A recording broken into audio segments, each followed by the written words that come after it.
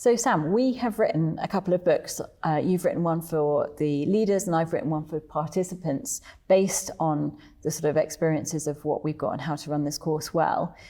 How important are those books and do you think we should be buying them? Well, as far as the leaders one is concerned, I think you don't want to be leading a course unless you've read the leader's guide, and you probably want to lead it to read it all the way through and then read the material on each session before you're going to lead, and probably together discuss it together with the person you're leading with. You want to do the very best job you can, and so you want to embrace and immerse yourself in the mindset of what we're trying to do, the kind of things we've been talking about in these conversations. As far as the participants' guide is concerned, I think it works best for people as a takeaway at the end of the course to keep. It's got all the talks, which often people would want a copy of the script of, and it's a way of them preserving the experience.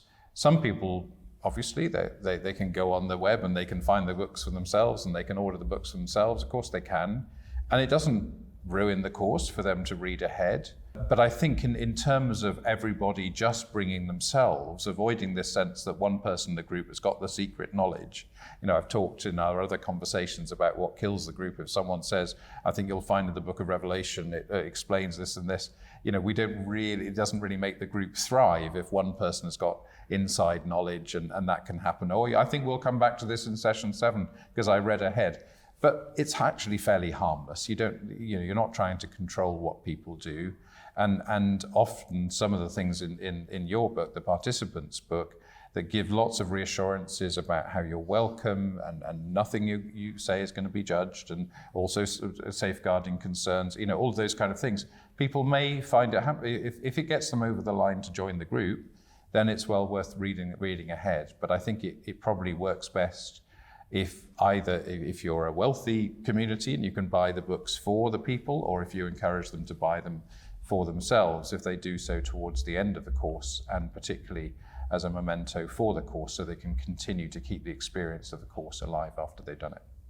And I think the two different books have very different emphasis. So I think your book adds a lot of value to the sort of the background, the theological convictions, what we're really trying to convey, so that when you're leading it, you can feel really confident that you understand why we're doing what we're doing and how you would respond within the same spirit to things that come up that are unexpected, perhaps.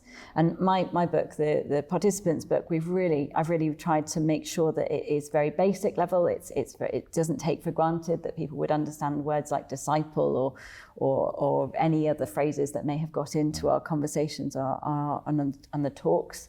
And it leads us through the methodology in a very simple way. So you might want to even have a chance to read both of them if you're leading a course, with an opportunity to try and understand things from different angles as we go through. But as you said, I think it's important for people to not feel that they have to have read everything. It's not about information, this course, it's about transformation. So for most people, they, I think, would benefit from reading the participants' book at the end, if they need to at all. Often people say, I'd love to be able to reflect more on those talks. And the book gives them an opportunity to do that, along with a little bit of background knowledge into some of the phrases within that.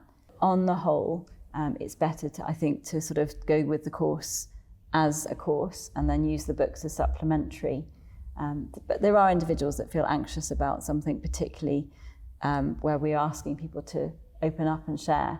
And so if those individuals want to, there is the format that we lay out transparently. I think transparency is a really important part of our commitment to partnership here. So people can find out about why we do what we do and what the aim of the course as it goes along is through reading the books.